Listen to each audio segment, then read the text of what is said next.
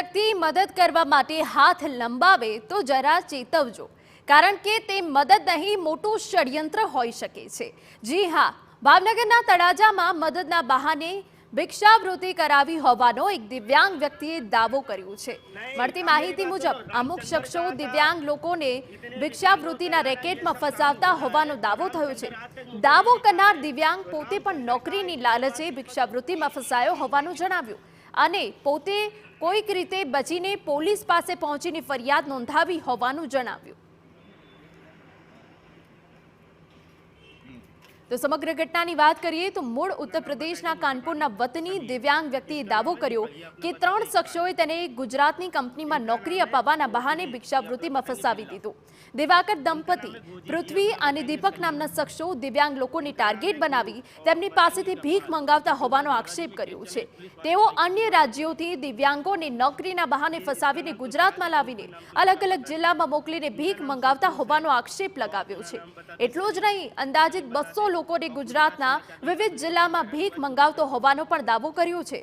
તો તેણે ભિક્ષાવૃત્તિ રેકેટ ચલાવતા હોવાના આક્ષેપ સાથે મોબાઈલ ફોનમાં કેટલાક શખ્સોના ચહેરા પણ બતાવ્યા અને કહ્યું કે શખ્સો પોતાનું નામ બદલીને સમગ્ર રેકેટ ચલાવે છે।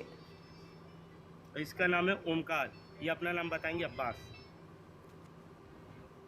नाम बताएगा मुसलमानी समीर, इसका नाम है दीपक, ये अपना बताते हैं इकबाल, इनका नाम है दिनेश, ये अपना बताएंगे बिल्ला, इनका नाम है गोजी, ये अपना बताएंगे सलीम, इनका नाम है गुरु और बताएंगे गफ्फार।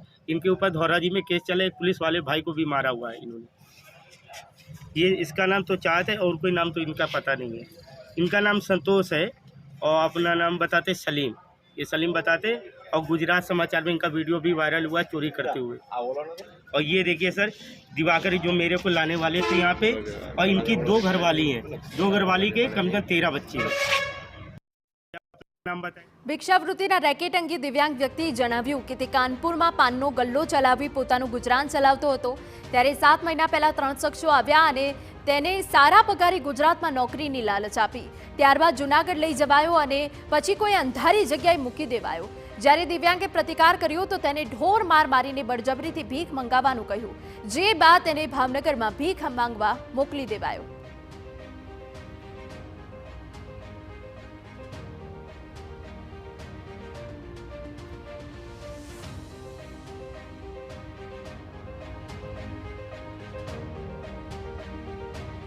मुझे सबसे पहले लाया गया जूनागढ़ में।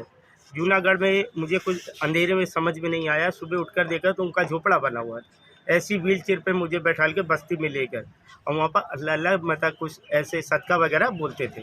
तो उस टाइम पे मुझे खुद ने, मैंने क्या भैया ये क्या कर रहा, आपने कंपनी के लिए बोला। कहते कंपनी नहीं, तुम्हें भीख मांगना पड़ेगा।